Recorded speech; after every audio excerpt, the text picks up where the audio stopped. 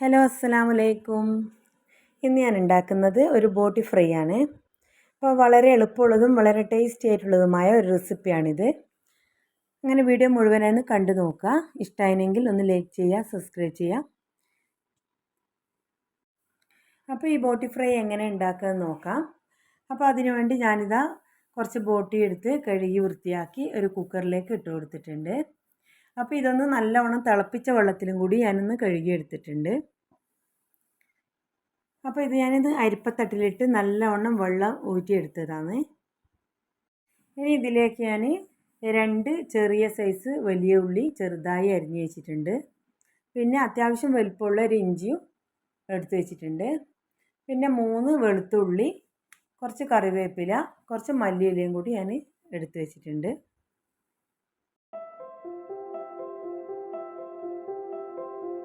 ഇനിയിപ്പോൾ ഇതിലേക്ക് ഞാൻ 3 ടേബിൾ സ്പൂണ് കാശ്മീരി ചില്ലി പൗഡറും 1/2 ടേബിൾ സ്പൂണ് മഞ്ഞൾപ്പൊടി ഇട്ട് കൊടുക്കുന്നുണ്ട്. പിന്നെ ഇതിലേക്ക് ആവശ്യത്തിന് ഉപ്പും ഇട്ട് കൊടുക്കുക. ഇനി ഇതിലേക്ക് വേവാൻ ആവശ്യമായ വെള്ളവും കൂടി ഒഴിച്ചു കൊടുത്ത് ഇതൊന്ന് നല്ലവണ്ണം മിക്സാക്കി എടുക്കുന്നുണ്ട്.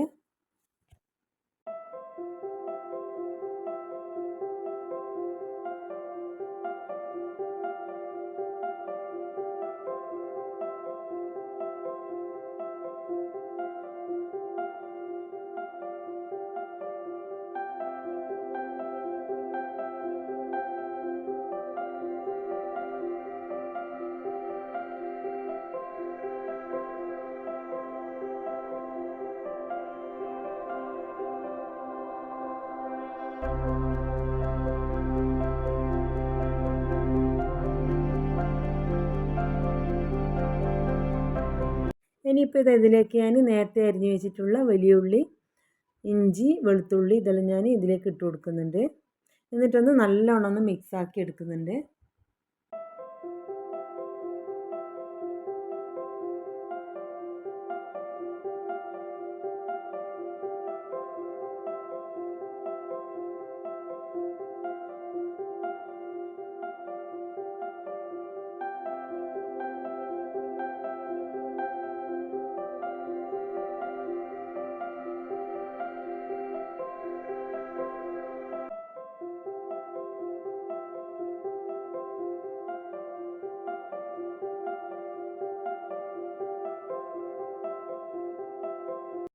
ഈ കുക്കർ ഞാൻ അടുപ്പിൽ വെച്ച് കൊടുത്തിട്ടുണ്ട്.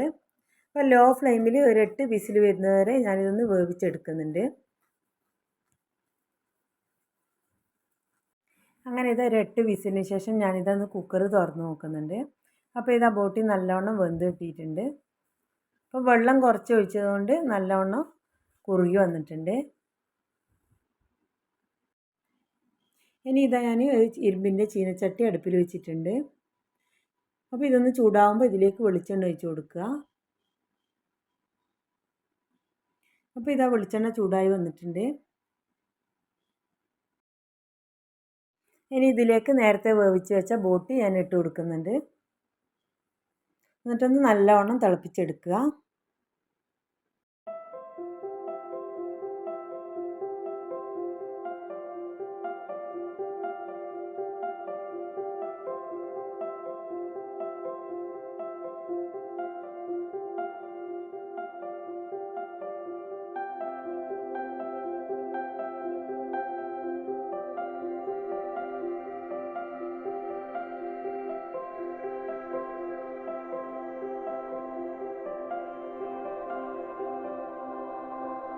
അങ്ങനെ ഇതാ ബോട്ടി തിളച്ച് വന്നിട്ടുണ്ട്.